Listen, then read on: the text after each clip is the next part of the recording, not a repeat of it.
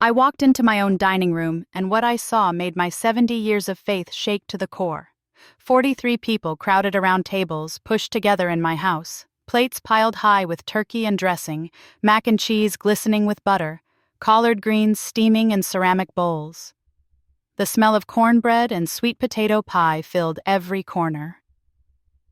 3 generations of Washingtons laughing, talking loud, babies crying, gospel music playing low on the stereo. This was supposed to be the best Thanksgiving of my life. Instead, my daughter-in-law Patricia placed a plate in front of me that made my stomach turn. Before we continue, please tell us where you're watching from so we know how far our stories reach, and subscribe to the channel to help us grow. The plate looked wrong. Everything on it was brown and gray. Shaped like food, but not quite right. The turkey pieces were too uniform, too smooth. The gravy was thick and lumpy in a way that made me think of things I didn't want to name. Something about the smell underneath all the other good food smells made my nose wrinkle. "Here you go, Mama Grace," Patricia said, her voice sweet as poisoned honey. She set the plate down with a gentle click. "Special meal, just for you. Your dietary restrictions, remember?" 42 pairs of eyes watched me. My son Leonard smiled at his wife like she'd just saved a drowning child. Veronica was busy cutting turkey for little Amara. Raymond had his face in his phone. Nobody was paying attention except Jake, my eldest grandson, who sat diagonal from me with his phone propped against a water glass, screen facing my direction. I picked up my fork. The meat felt spongy, wrong. I'd been cooking Thanksgiving dinner for 52 years. I knew what turkey felt like. "Patricia," I said quietly, "what is this?" "What do you mean?" She blinked those fake lashes at me. "It's turkey, Mama Grace. Turkey and gravy and vegetables, just like everyone else. Just prepared differently for your stomach issues." I didn't have stomach issues. I'd never had stomach issues. I'd eaten everything at every Thanksgiving my whole life and never complained once. "It doesn't look like turkey." "Well, it is." Patricia's smile got tighter. "I spent 3 hours making your special plate. The least you could do is try it." The table got quiet. Leonard cleared his throat. Veronica shot me a look that said, "Don't cause problems." Raymond finally looked up from his phone. "Ma, just eat," Leonard said. Patricia worked hard. I looked at my eldest son, the boy I'd carried for 9 months and raised for 45 years. The man I'd put through college while working 2 jobs. The son who'd moved his wife into my house 2 years ago when they said they needed help with bills, then never moved out. "Leonard, this doesn't smell right." "You're being ungrateful," Patricia said, her voice rising. "I cooked all day. I made everyone's food, and I made yours special because you're always complaining your stomach hurts." A lie. A flat lie in front of my whole family. "I never said my stomach hurts." "Yes, you do. All the time. Don't you remember? Last week you said you couldn't eat pork. The week before you said the chicken was too spicy. You're always complaining, and I'm trying to help." More lies. Each one landing in front of witnesses who weren't paying close enough attention to remember the truth. I looked down at the plate again. Really looked. The vegetables were too soft, pre-chewed almost. The meat had a sheen to it that fresh turkey never had. And that smell underneath everything, that wet, meaty smell that didn't belong at a Thanksgiving table. My hand started to shake. Jake's phone was definitely recording now. I could see the little red light. But he wasn't looking at me. He was scrolling on the screen with one hand while the phone stayed propped and pointed. Most people would think he was being a typical teenager, ignoring family for social media. But Jake was my baby's baby, and I knew him better than that. "Mama Grace, everyone's waiting," Patricia said. "Just take one bite. Show everyone you appreciate what I did for you." The table was watching now. Cousin Denise from Atlanta, Uncle Sherman from Birmingham, the neighbors I'd invited because they had nowhere else to go, all of them watching to see if I'd eat. I put the fork down. No. Patricia's face changed. The sweetness drained out like water from a tub. What did you say? I said no, I'm not eating this. You're embarrassing me in front of the whole family. Her voice got sharp. I spent hours cooking for you, and you're too stuck up to even try it? Patricia, I kept my voice level. What's really on this plate? Turkey. Then you eat it. The room went silent. Even the babies stopped crying. Patricia's mouth opened and closed like a fish. What? If it's turkey, and it's so good, you eat it. Take a bite right now. I already ate. Take another bite, just one. Show me how good it is. Her face went red. Leonard stood up. Ma, that's enough. You're being disrespectful to my wife. I'm being disrespectful? Leonard, do you know what's on this plate? Turkey! She told you it's turkey. Then you eat it. Leonard looked at the plate. Really looked at it for the first time. I saw something flicker across his face, doubt or recognition. But then Patricia grabbed his arm. Don't you dare, Leonard! Don't you dare give in to her manipulation! But I was already standing. My knees hurt, my back hurt, my feet hurt from cooking all morning before Patricia had shoved me out of my own kitchen. But I stood up straight, picked up that plate, and walked it over to Patricia. Eat it, I said. One bite. Prove it's turkey. She wouldn't look at the plate. She looked at everyone around the table instead, her face doing calculations. I don't have to prove anything to you. Yes, you do. Because I know what this is. The words came out before I could stop them. Once they were out, there was no taking them back. This is dog food. Gasps around the table. Veronica stood up. Raymond dropped his phone. Cousin Denise said, "Lord have mercy," under her breath. Patricia laughed, a high, fake laugh that didn't reach her eyes. Dog food? Mama Grace, you've finally lost it. Leonard, did you hear what she just accused me of?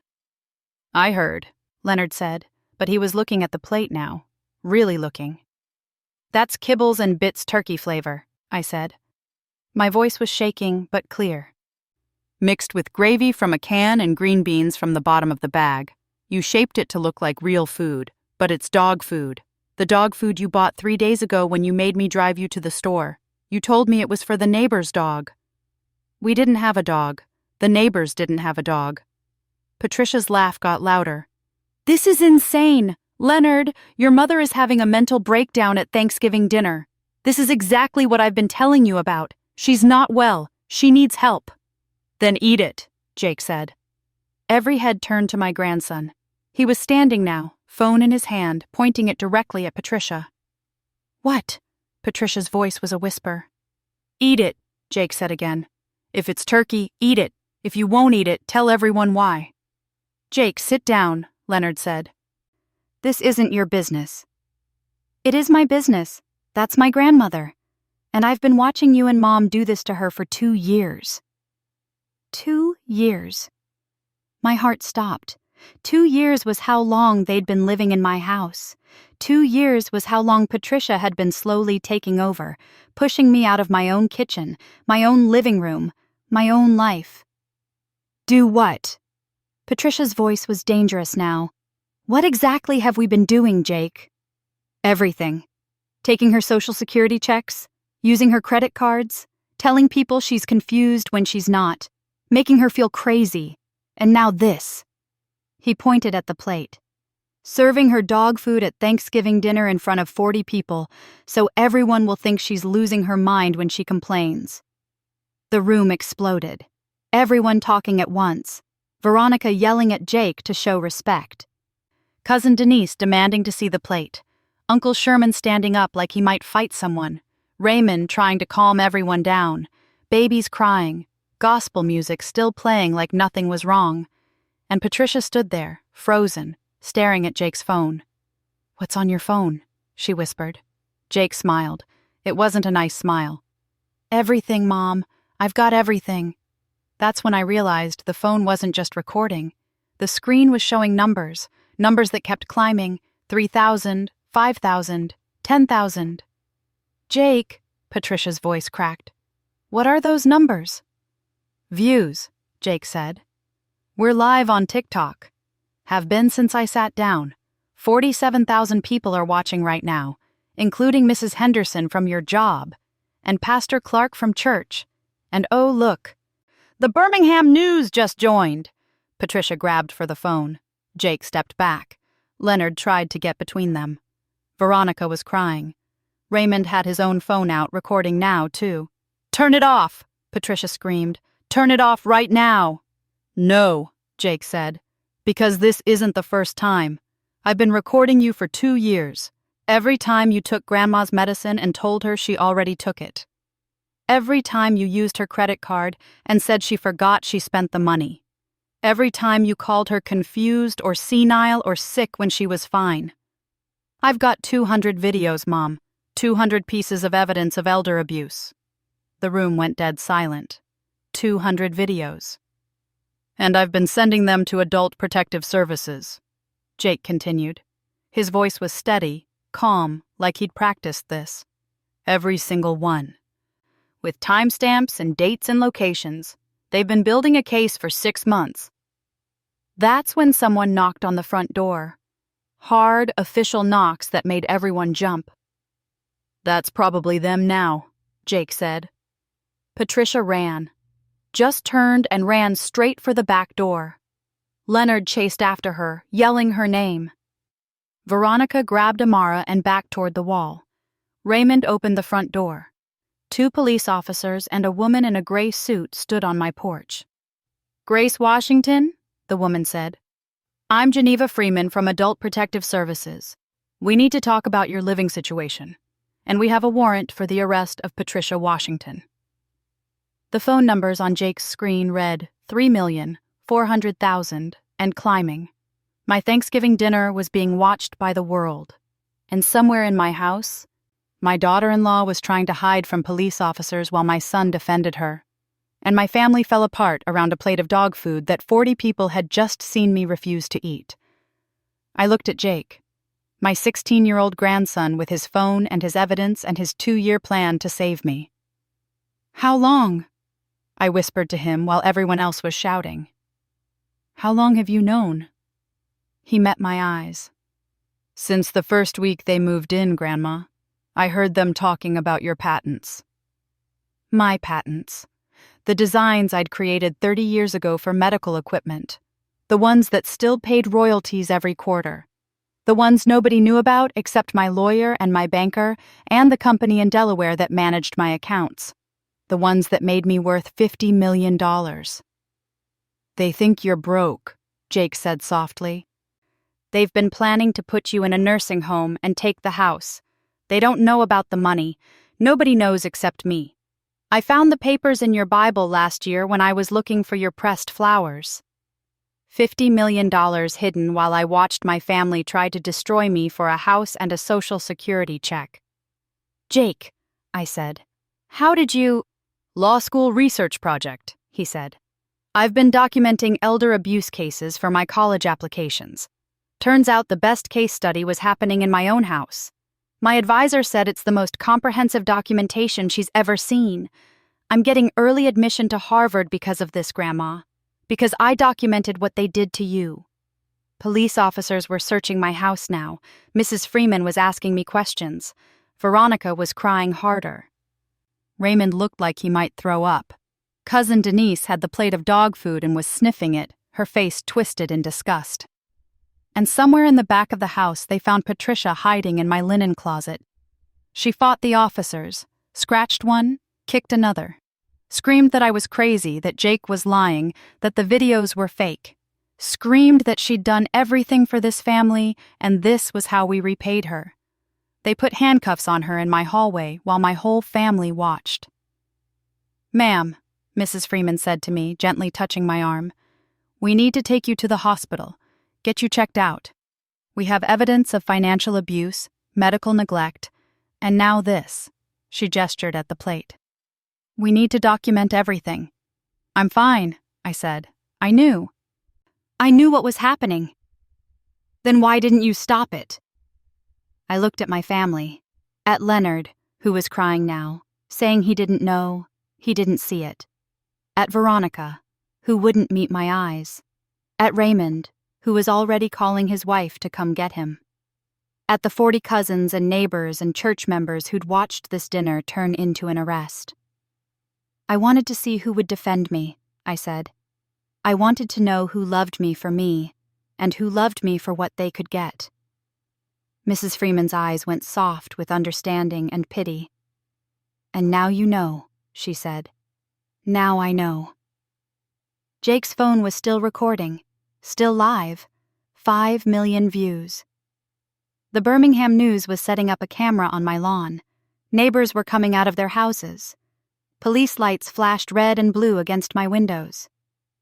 My Thanksgiving dinner was ruined. My family was destroyed. My daughter-in-law was being arrested on live television.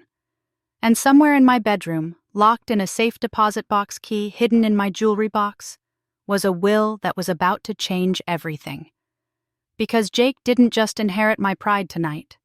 He was about to inherit everything else too. The emergency room lights were too bright, too white, making everything feel like a dream I couldn't wake up from. Mrs. Freeman sat in the plastic chair beside my hospital bed, while a doctor I'd never met examined bruises on my arms I'd explained away as clumsiness for 18 months. These are grip marks, Dr. Okoye said, her gloved fingers gentle on my wrist. Someone held you hard enough to leave fingerprints, multiple times, judging by the different stages of healing. I didn't say anything. Couldn't say anything. Because now that someone was actually looking, actually asking, the truth felt too heavy to carry anymore. Mrs. Washington, she continued, I need you to tell me the truth. How long has this been happening? 2 years, I whispered, since they moved in. Mrs. Freeman wrote something down. When you say they, who do you mean specifically? Patricia, mostly. But Leonard... My voice cracked. Leonard saw. He had to have seen. He was there when she grabbed me. When she locked me out of my own bathroom for 5 hours because I questioned where my jewelry went. When she made me sleep on the couch in my own house because guests were coming and my bedroom was nicer. Dr. Okoye's jaw tightened. Did anyone else in the family witness this? That's when I remembered something that made my blood run cold. Veronica. She was there 3 months ago when Patricia pushed me into the wall. She saw the bruise on my head. She helped me put ice on it. And what did she say? She said I needed to be more careful, that I was getting old and clumsy, and maybe it was time to think about assisted living. Mrs. Freeman and Dr. Okoye exchanged a look that told me they'd heard this story before. Too many times before. Mrs. Washington, I need to ask you something important, Mrs. Freeman said. Did anyone try to change your will? Get you to sign new documents? Anything like that? My stomach dropped.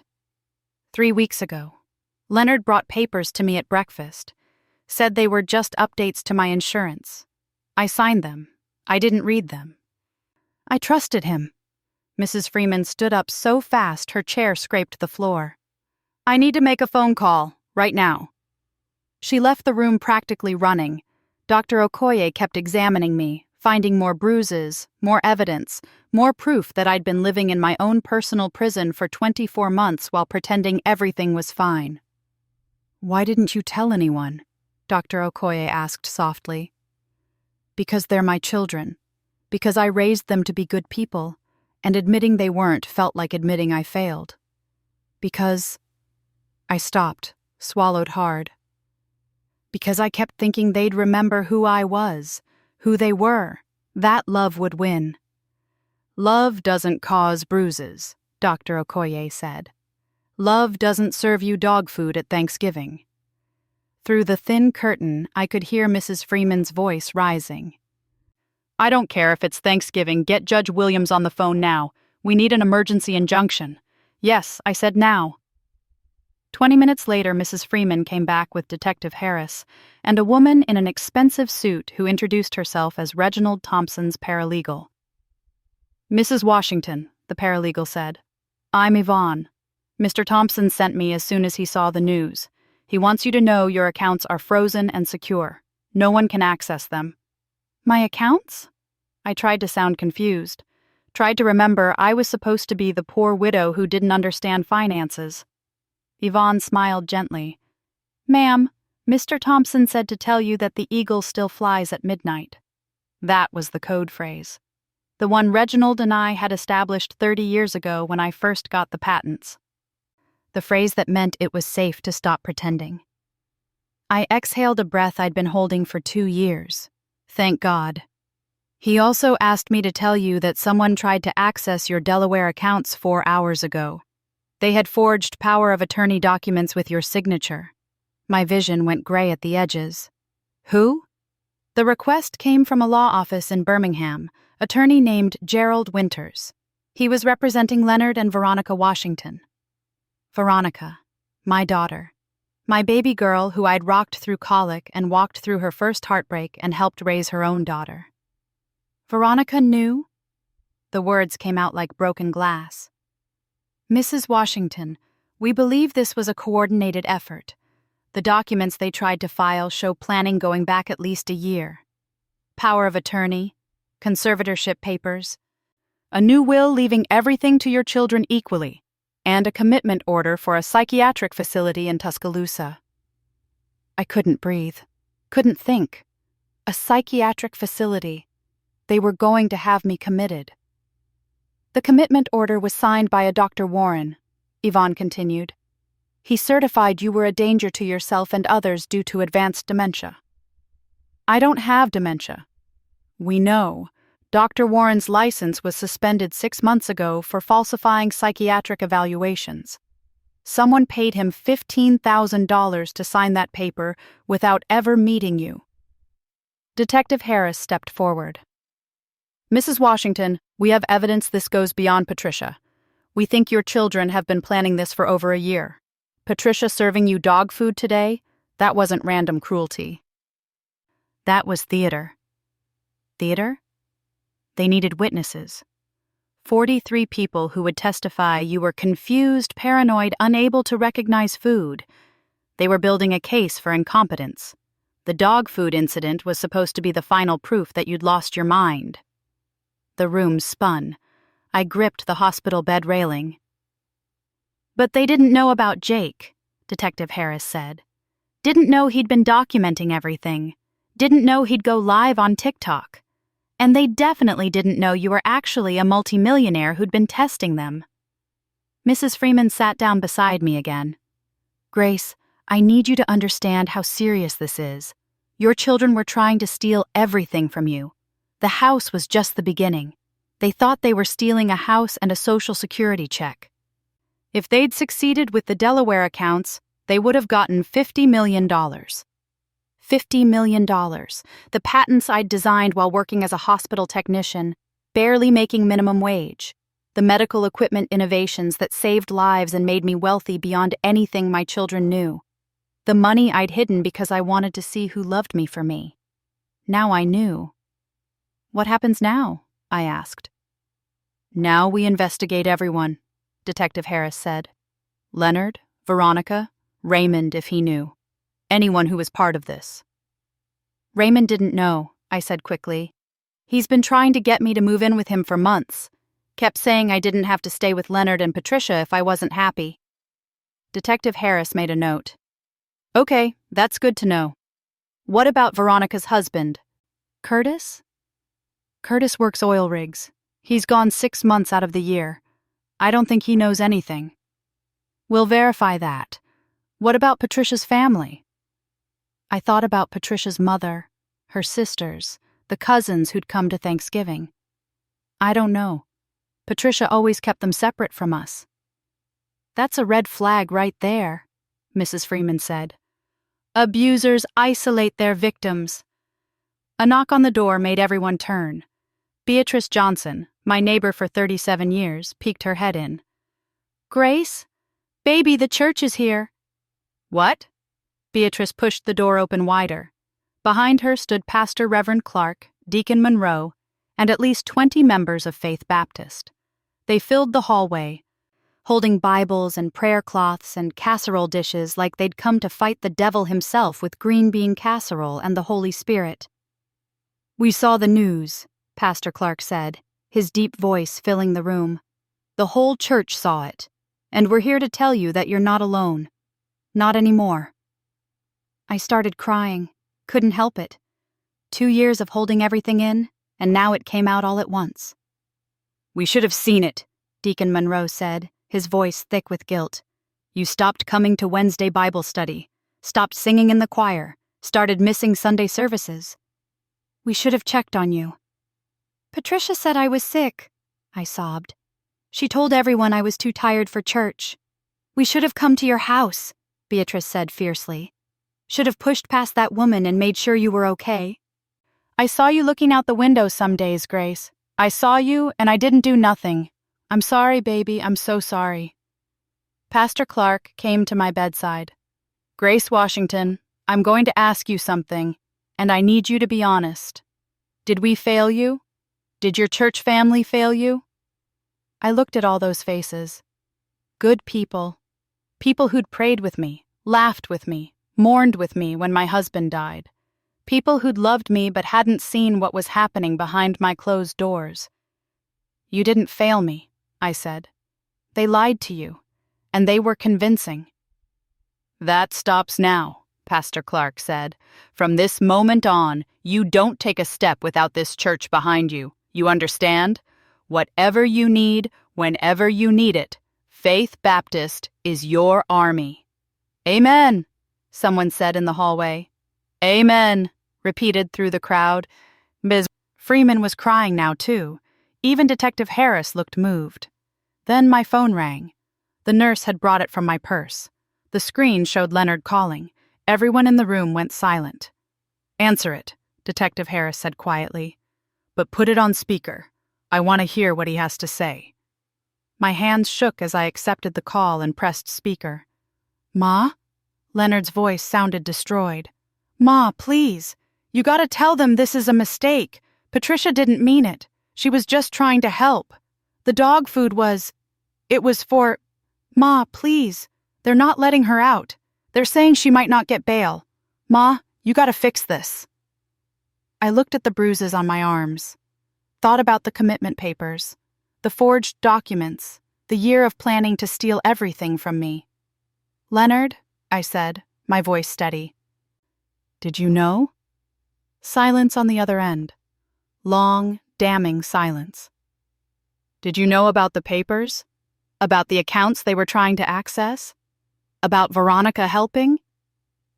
"Ma, it's not like that. Did you know?" More silence. Then, quietly, "We needed the money." The church people gasped. Beatrice said a word she'd have to repent for later. Mrs. Freeman's hand found mine. "You needed the money," I repeated.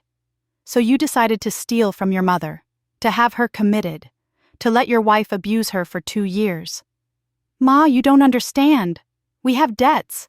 Patricia's been handling things and we got in over our heads. She said you had life insurance, said we just needed to wait until..." He stopped talking, realized what he'd almost said. "Until I died?"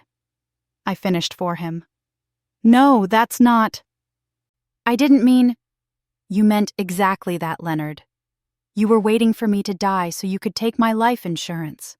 Except you got tired of waiting, didn't you? So you decided to take everything while I was still alive. It's not stealing if it's family money." "It's not family money, Leonard. It's my money. That I earned.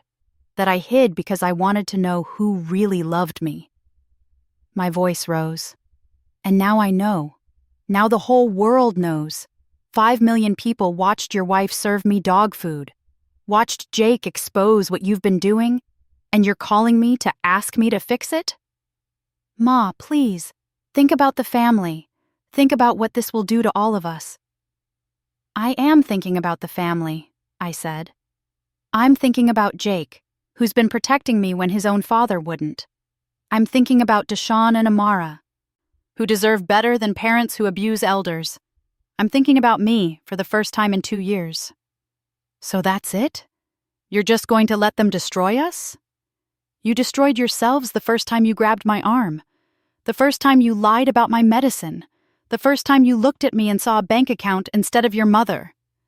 I hung up, dropped the phone on the bed like it burned. Detective Harris picked it up, already scrolling. That was a confession. He admitted knowledge of the financial abuse. I'm adding him to the warrant. Good, Pastor Clark said firmly. Evil is evil, even when it's wearing your son's face. A commotion in the hallway made everyone turn. Veronica pushed through the crowd, mascara running down her face, Curtis behind her looking confused and angry. Mama? Veronica's voice was small. Scared. Mama, please tell them I didn't know. Please tell them I was just following Leonard's lead. Please, Mama, I'm your daughter, your baby girl. I looked at her. Really looked at her. Saw not my baby girl, but a 42-year-old woman who'd watched her sister-in-law abuse me and said nothing. Who'd helped forge documents to steal my money. Who'd been willing to have me committed to a psychiatric facility. When did you stop being my baby girl? I asked quietly. Was it when you saw Patricia push me? When you helped ice the bruise and told me it was my fault? Or was it earlier when you and Leonard first started planning this? I didn't plan anything. Leonard said you were sick, said you needed help, said we were helping you. By stealing $50 million? Veronica's face went white. 50? What? You didn't know? Detective Harris asked, suddenly interested. About the money? I thought Leonard said she had life insurance, maybe $100,000. He said we needed it for Jake's college, for Amara's private school, for your new car? I interrupted. The one Patricia told me you bought last month? The $75,000 Mercedes? Veronica looked at Curtis, then at the detective, then back at me, doing the math, realizing she'd been played just like I had. Leonard lied to you too, I said. Told you there was a little money, made you think you were helping secure your children's future, used you to forge documents for a fortune you didn't even know existed. Curtis stepped forward. Detective, my wife didn't know. I work rigs. I'm barely home, but I know my wife. She'd never hurt her mama for money. She watched Patricia hurt me, I said softly. She saw the bruise and blamed me for being clumsy. Veronica started crying. Real tears this time. Mama, I'm sorry. I'm so sorry. I thought... Leonard said you were forgetting things. He made it sound like we were helping, like the papers were just to protect you from yourself. Detective Harris was writing again. Mrs. Hamilton, I need you to come to the station. Answer some questions. We'll determine your level of involvement. She didn't know about the money, I said. Even after everything, I couldn't watch my daughter get arrested without being sure. Detective Harris, can you prove Veronica knew about the $50 million? He hesitated. The Delaware account access request had both Leonard and Veronica's names. But we'd have to prove she understood what she was signing. She didn't understand, I said firmly. Leonard manipulated her, just like he manipulated all of us. Mrs. Freeman touched my shoulder. Grace, you don't have to protect her. I'm not protecting her. I'm being fair. There's a difference. Veronica looked at me with something like hope. Mama? But you did help, Veronica. You saw abuse and you explained it away. You chose Leonard's story over my reality, and that has consequences. Her hope died. She nodded slowly, understanding. Mrs. Hamilton, Detective Harris said, you're not under arrest, yet, but I need you to come in voluntarily, make a statement, and cooperate with this investigation. Can you do that? Veronica nodded, still crying. Curtis wrapped an arm around her. I'll be with her every step. And Grace? I promise you I didn't know. If I'd known, I believe you, I said. And surprisingly, I did. They left. The church people started praying. Mrs. Freeman got a call that made her face go hard. Grace, she said, we have a problem. Leonard posted bail for Patricia. She's out. The room went cold. She's out? Beatrice whispered. Already? Leonard used his house as collateral. Not Grace's house. His house in Hoover that we didn't know he had. Turns out he's been hiding assets, too. Detective Harris swore. She's a flight risk. She knows we have the videos. There's more, Mrs. Freeman said grimly. Patricia's lawyer filed an emergency motion claiming Jake's videos violate Alabama's two-party consent recording laws. They're trying to get all the evidence thrown out. The church people erupted. Pastor Clark started praying loudly. Beatrice was on her phone, probably calling everyone she knew. And I sat in that hospital bed, bruises on my arms, my family destroyed, my daughter-in-law free on bail, and my grandson's 2 years of careful documentation possibly inadmissible in court. Can they really throw out the videos? I asked. Detective Harris rubbed his face. Alabama law is tricky. If Jake was secretly recording in a private residence where people had an expectation of privacy, they might have a case. But she was committing crimes, Deacon Monroe protested. Surely that changes things. It should, but we won't know until a judge rules. My phone rang again. This time it was Jake. Grandma? His voice was young, scared in a way it hadn't been when he was exposing his parents. Grandma. Mom's lawyer is saying I broke the law, that I could be charged, that my Harvard acceptance might be revoked if I'm convicted of illegal recording. Jake, baby. And Dad's outside the house. He's trying to get in. Uncle Raymond won't let him. They're fighting, Grandma. Really fighting. The police are here again and everything's falling apart, and I'm sorry. I'm so sorry. I was just trying to help you. Jake, Washington, I said firmly. You listen to me. You did the right thing, the good thing, the brave thing. And whatever happens, I'm proud of you. We'll fight this. We'll win. You understand? But what if... No what ifs. We fight. That's what Washingtons do. Except we didn't always, did we? Sometimes Washingtons stole from their mothers and served dog food at Thanksgiving and planned to have people committed for money they didn't even know existed. I looked at the church people surrounding my bed, at Mrs. Freeman typing furiously on her phone, at Detective Harris making calls to the prosecutor. How do we fix this? I asked. Pastor Clark took my hand. We fight, just like you told Jake.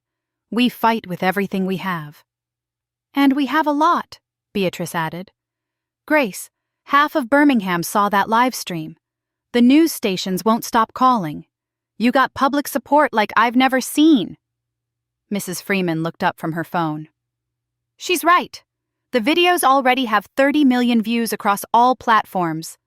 The hashtag #GraceLaw is trending. People are calling for immediate elder abuse reform. This is bigger than just your case now, Grace. Grace's law, I whispered, remembering what Jake had said in the chaos. He said it would be called Grace's Law. And it will be, Pastor Clark promised. But first, we have to make sure Jake's evidence sticks. We have to make sure your children face justice. And we have to get you somewhere safe, because Patricia knowing she might lose everything makes her dangerous. As if summoned by his words, my phone lit up with a text. From Patricia.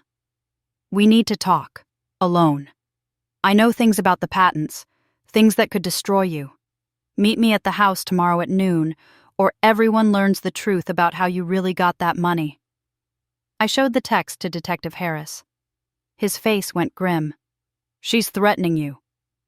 She's bluffing, I said. The patents are clean. I designed that equipment fair and square. But did you? Mrs. Freeman asked gently. Grace, is there anything about those patents that could be questioned? Anything Patricia might use against you? And there it was. The thing I'd kept buried for 30 years. The small detail that could unravel everything. The patents weren't entirely mine. My late husband had helped with the initial designs, and when he died, I'd listed myself as sole inventor because transferring his share through probate would have taken years, and the company needed the designs immediately. I'd meant to fix the paperwork later, add him posthumously, share the credit. But I never did. And if Patricia knew, if she had proof, she could claim I'd committed fraud, could tie up the patents in legal battles for decades, could take everything I'd built and burn it down out of spite. Grace? Detective Harris was watching my face. Is there something we need to know? I looked at all those church people, at the detective and the APS worker who were trying to save me, at Beatrice, who'd been my friend for nearly 40 years. My husband helped with the initial patent designs, I said quietly. When he died, I listed myself as sole inventor. I always meant to fix it, but you didn't, Mrs. Freeman finished.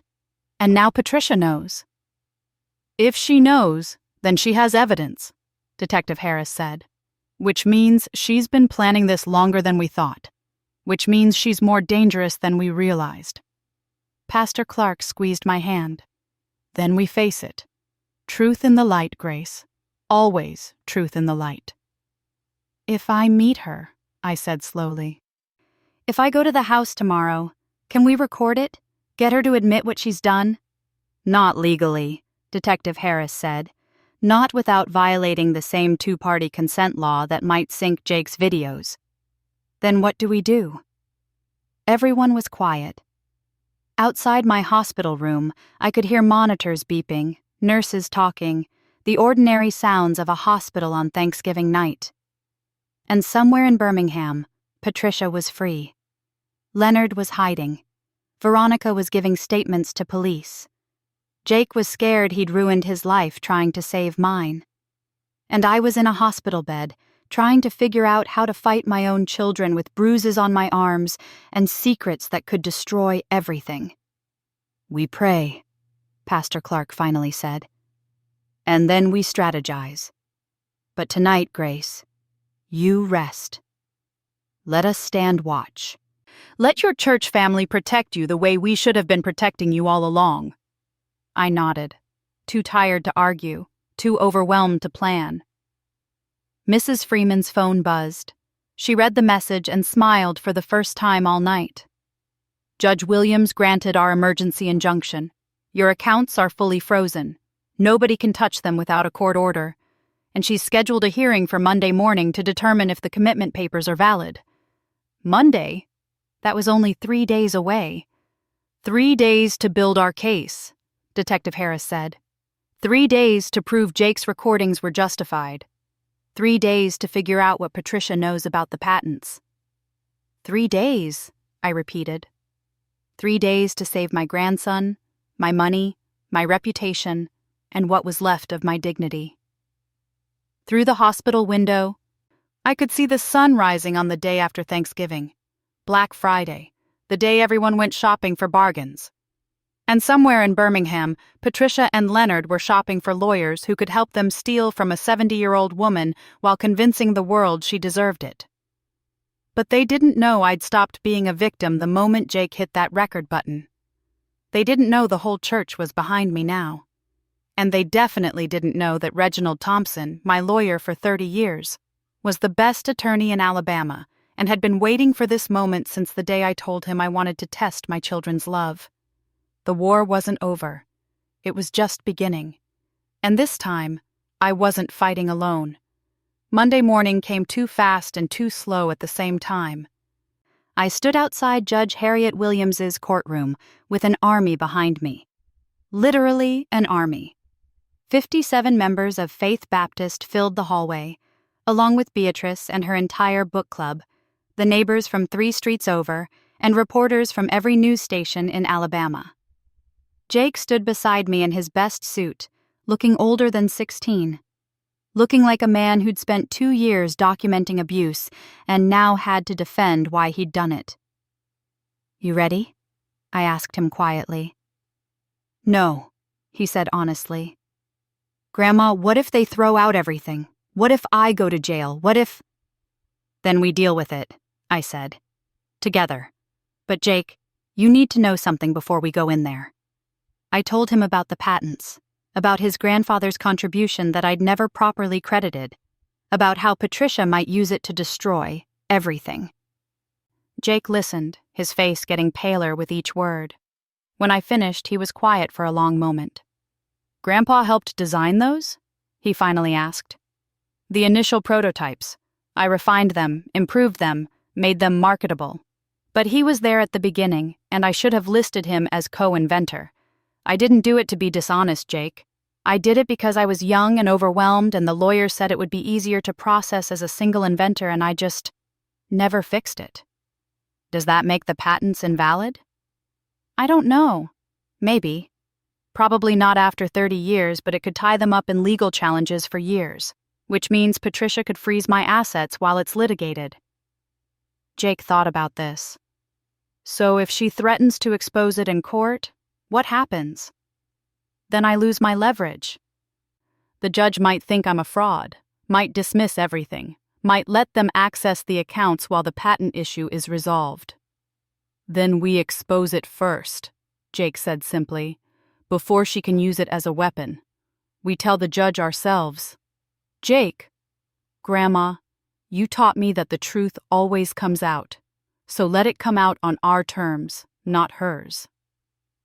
Before I could respond, Reginald Thompson appeared, moving through the crowd like Moses parting the Red Sea. He'd been my lawyer for 32 years, and I'd never seen him look this fierce. Grace, he said, taking my hands. It's time. And Grace, you need to prepare yourself. They brought their own army. He wasn't exaggerating. Through the courtroom doors, I could see Leonard, Patricia, and at least 30 people I didn't recognize, lawyers in expensive suits. Patricia's family filling 2 rows. A doctor who must have been the one who'd signed the fake commitment papers. And in the front row, dressed like she was going to a funeral, sat Veronica. She caught my eye and quickly looked away. Mrs. Washington, Judge Williams' bailiff called. We're ready for you. The courtroom was standing room only. I walked in with my head high, Jake on one side and Reginald on the other, and Faith Baptist filing in behind me like the Army Pastor Clark promised they'd be. Judge Williams was a black woman in her 60s with kind eyes and a reputation for not tolerating foolishness. She looked at the packed courtroom and sighed. This is a competency hearing, she said, not a circus. But given the public interest, I'll allow observers as long as everyone remains respectful. Bailiff, make sure we have order. Patricia's lawyer stood immediately. Gerald Winters, expensive suit, practiced smile. Your Honor, we're here today because Mrs. Grace Washington is suffering from advanced dementia and can no longer make sound decisions regarding her care or finances. Her family, out of love and concern, is seeking conservatorship to protect her from herself. Your Honor, Reginald countered, we're here because Mrs. Washington's daughter-in-law committed elder abuse that was documented over 2 years by Mrs. Washington's grandson. This isn't about competency, it's about theft. That's a serious accusation, Judge Williams said. Mr. Thompson, what evidence do you have? 200 videos, Your Honor. Comprehensive documentation of financial abuse, medical neglect, physical abuse, and a coordinated attempt to steal approximately $50 million. The courtroom erupted. Patricia's family gasped. Her lawyers started whispering frantically. Even Judge Williams's eyebrows went up. 50 million? She repeated. Yes, Your Honor. Mrs. Washington holds patents on medical equipment that generate substantial royalties. Her children were unaware of this wealth and were attempting to steal what they thought was a modest estate. When they discovered the actual amount, they escalated their efforts. Gerald Winters jumped up. Your Honor, those videos were obtained illegally. Alabama is a 2-party consent state. Every single recording violates state law and should be inadmissible.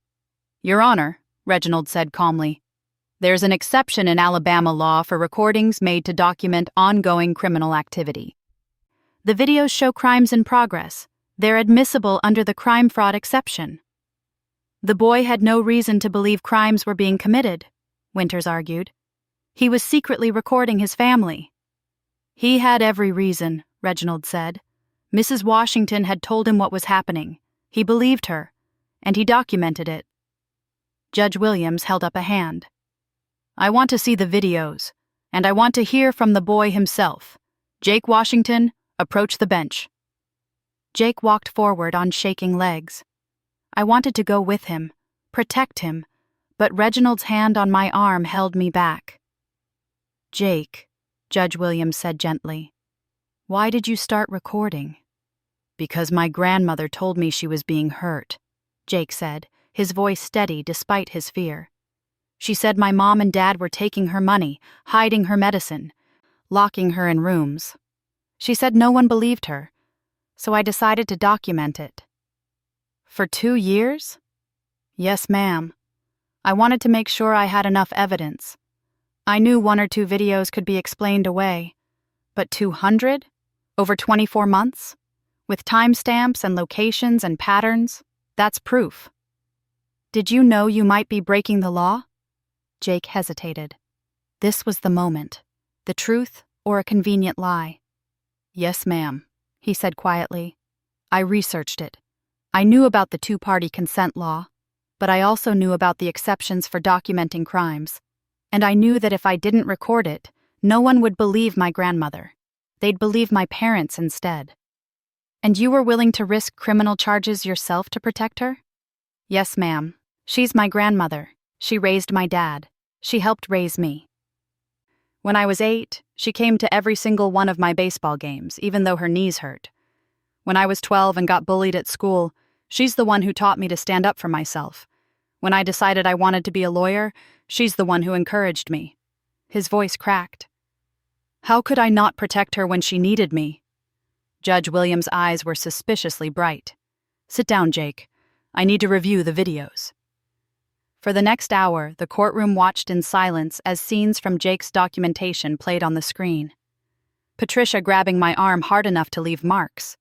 Leonard emptying my purse while I slept. Patricia hiding my blood pressure medication. Leonard forging my signature on checks. Patricia telling church members I was too confused to attend services. Video after video, each one more damning than the last. Patricia's family started crying. Her lawyers looked sick. Even Winters stopped objecting after the 20th video. When it was done, Judge Williams took off her glasses and rubbed her eyes. Mrs. Washington, she said, approach the bench. I stood on trembling legs and walked forward. How long did you know this was happening? The whole time, Your Honor. And you didn't report it? I didn't think anyone would believe me. My children are respectable. They go to church. They have good jobs. I'm just an old woman who lives on Social Security. Who would believe me over them? Why didn't you use your money to leave? Get a lawyer? Fight back? This was it, the moment I had to explain. Because I wanted to know the truth, Your Honor. For 30 years, I've had money my children didn't know about. Money I earned and saved and hid because I wanted to know who loved me for me. I wanted to know if my children would take care of me when they thought I had nothing. And now I know. They wouldn't. They tried to steal even the nothing they thought I had. That's manipulative, Winters said. Your Honor, Mrs. Washington deliberately deceived her children about her finances to test them. That shows poor judgment.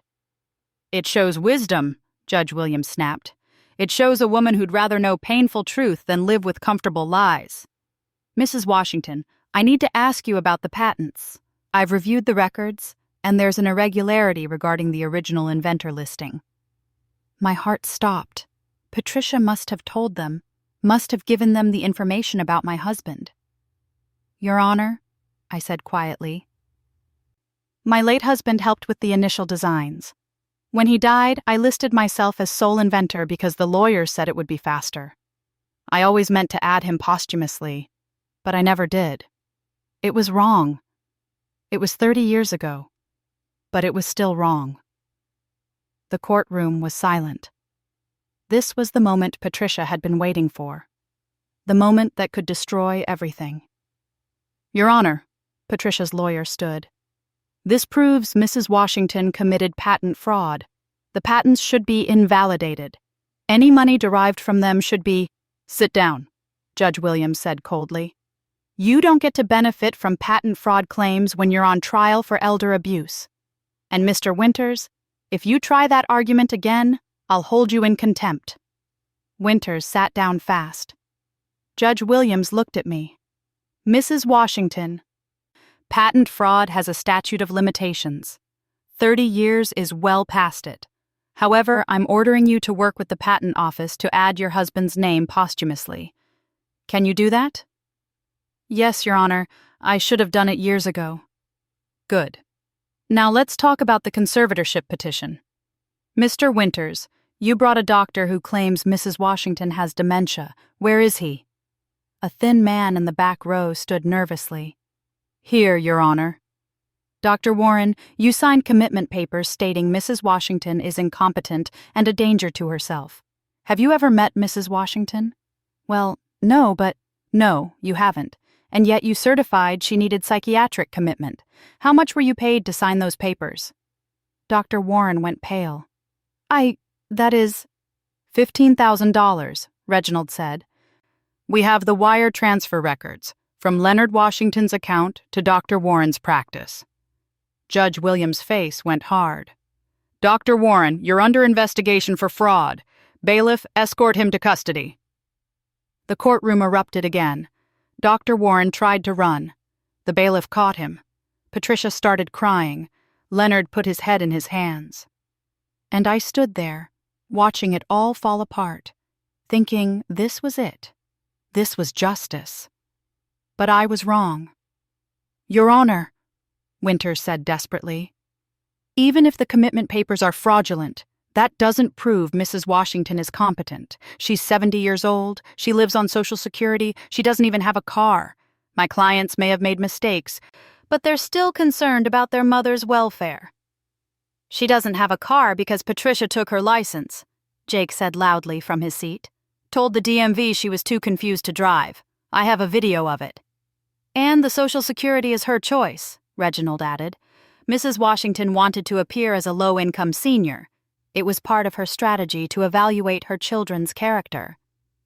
A strategy that worked perfectly, Judge Williams said dryly. Mr. Winters, I've seen enough. Mrs. Washington is clearly competent. In fact, she's more competent than most people who appear in my courtroom. The conservatorship petition is denied. Relief flooded through me. Jake whooped from his seat. The church people started clapping. Patricia stood up, knocking her chair over. This isn't fair, she screamed. She manipulated us. She lied about being poor. She tested us like we were lab rats. What kind of mother does that? The kind who wants to know the truth, Judge Williams said. And the truth is you failed. You abused an elderly woman. You forged documents. You attempted to steal $50 million. You paid a doctor to falsify psychiatric records. And when you got caught, you blamed her for testing you instead of apologizing for failing. We wouldn't have done any of it if we'd known she was rich, Patricia shouted. The courtroom went dead silent. Patricia realized what she'd said, tried to take it back. I mean, that's not— I didn't— You just confessed, Judge Williams said. You admitted the abuse would have continued if she hadn't had money. Mrs. Washington's wealth is the only thing that saved her, not your conscience or your love. She turned to Leonard. Mr. Washington, do you have anything to say? Leonard stood slowly. He looked at me for a long moment. I could see him doing calculations, trying to find the words that would fix this. I'm sorry, Ma, he finally said. I'm sorry we hurt you. I'm sorry we disappointed you. I'm sorry we failed your test. You're sorry you got caught, I said. My voice echoed in the silent courtroom. If Jake hadn't recorded everything, you'd have me committed right now. You'd be accessing my accounts. You'd be selling my house. You'd be telling everyone I died confused and alone while you spent my money. That's not true. It is true. And Leonard, The saddest part? If you'd just loved me, if you'd just treated me like your mother instead of an obstacle, I would have given you anything. I would have paid your debts, bought your houses, sent your children to college. I would have shared everything because that's what family does.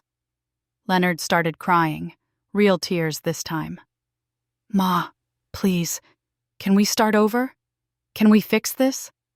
I looked at my son, my firstborn, the baby I'd nursed and raised and loved, the man who'd grabbed my arms hard enough to leave bruises so his wife could steal my money.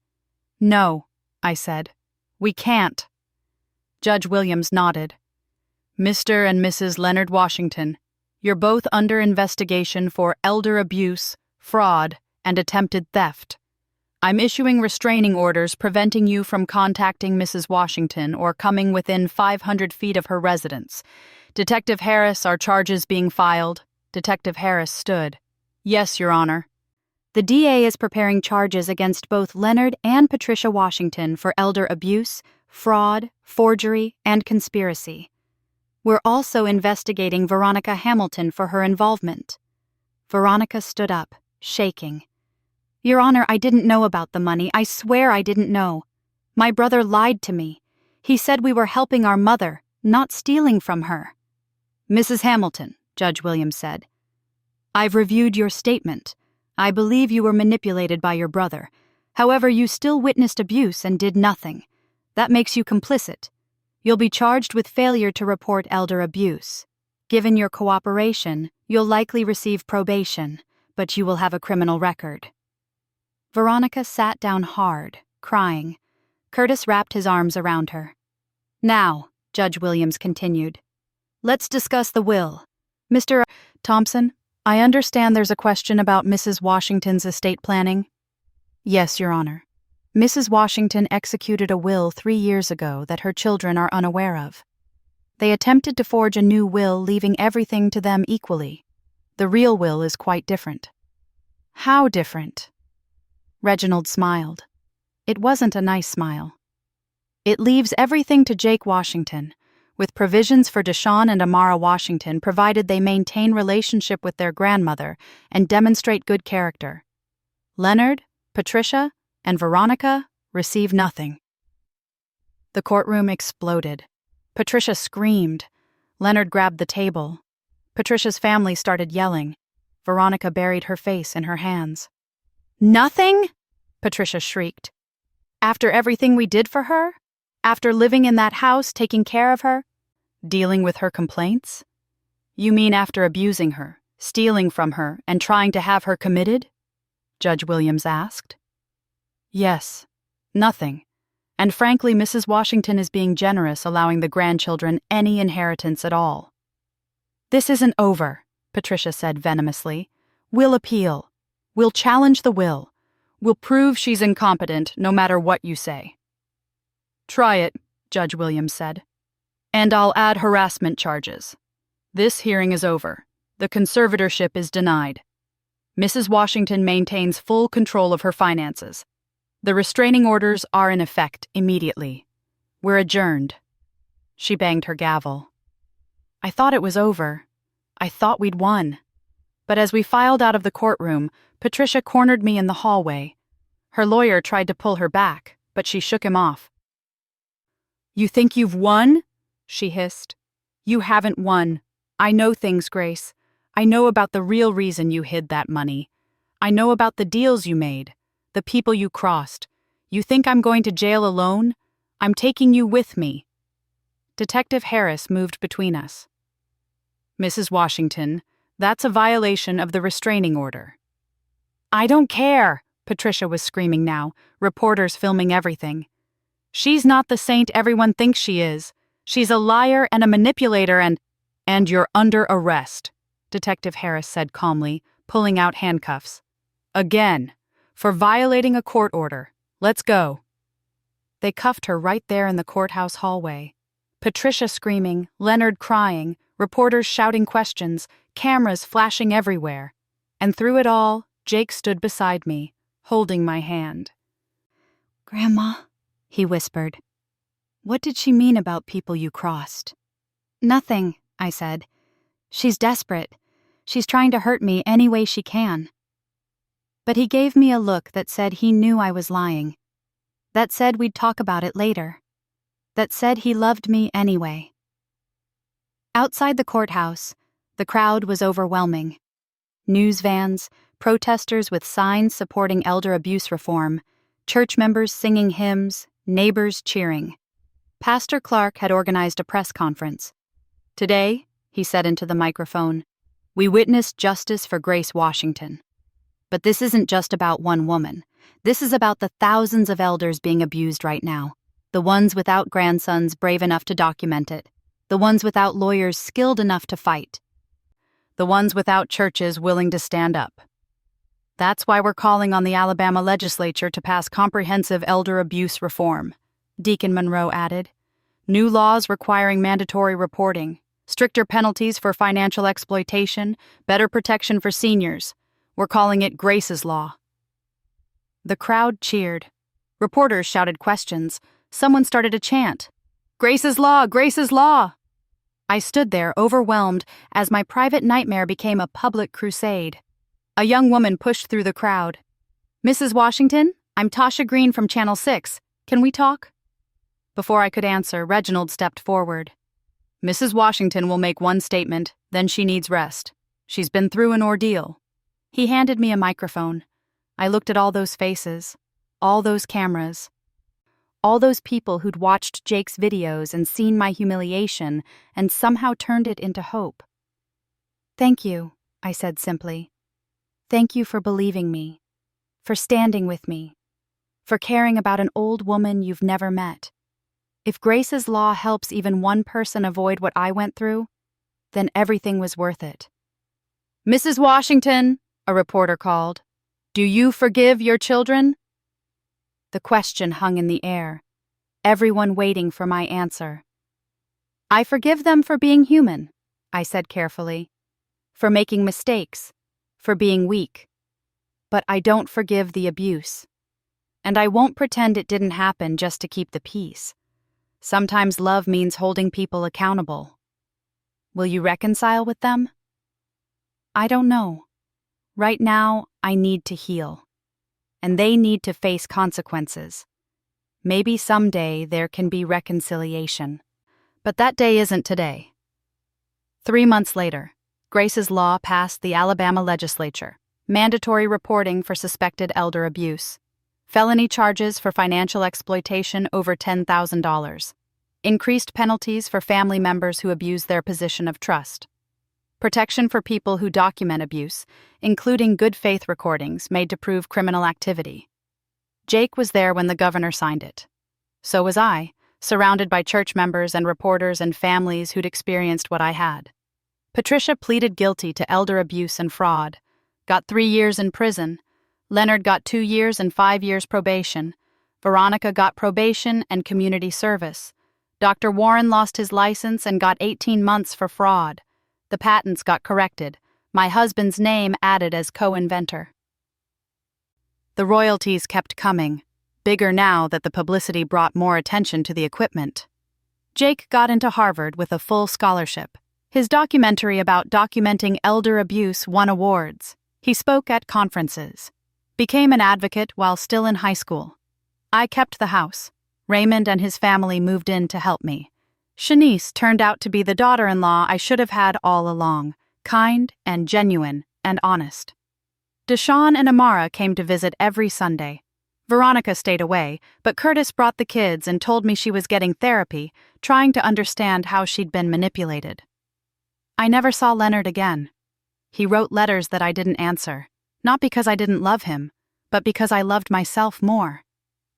Finally, at 70 years old, I learned that loving myself wasn't selfish. And sometimes, late at night, I thought about Patricia's threat in the courthouse, about people I'd crossed and deals I'd made. I thought about the young technician I'd been 30 years ago, fighting for recognition in a hospital that didn't value Black women's innovations. Thought about the compromises I'd made, the shortcuts I'd taken, the people who'd helped me who maybe didn't get full credit. I wasn't perfect, wasn't a saint, was just a woman who'd survived and succeeded and tried to do right even when I failed sometimes. But I'd also built something real, something that saved lives, something that provided for my family even when they tried to destroy me. That had to count for something. On the 1-year anniversary of that Thanksgiving, Faith Baptist threw me a party. A real party with turkey and dressing and cornbread and sweet potato pie. Jake was there, home from Harvard, Raymond and Shanice and Deshawn, Beatrice and Pastor Clark and Deacon Monroe and what felt like half of Birmingham. "Speech!" someone called. I stood up, this 71-year-old woman who'd been served dog food and survived to tell the story. "A year ago," I said, "I learned who really loved me. It wasn't the people I expected, but it was the people I needed, and I'm grateful for Jake's courage, for my church's faith, for strangers who cared, for a system that, eventually, worked, for the chance to turn my pain into purpose." "And for the money?" someone joked. Everyone laughed, even me. "Yes," I admitted, "and for the money." Because it turns out being able to hire a good lawyer helps a lot when your children try to steal from you. More laughter, but also understanding, because everyone in that room knew that I'd been lucky in ways most elder abuse victims never are. Lucky to have resources, lucky to have Jake, lucky to have witnesses and evidence and advocates. Grace's law would help others, but it wouldn't save everyone. Still, it was something. A legacy beyond money, beyond patents, beyond family drama that became national news. I'd turned my worst Thanksgiving into laws that would protect thousands, turned betrayal into advocacy, turned pain into purpose, and if that wasn't justice, it was close enough. Thanks for listening. Don't forget to subscribe and feel free to share your story in the comments. Your voice matters.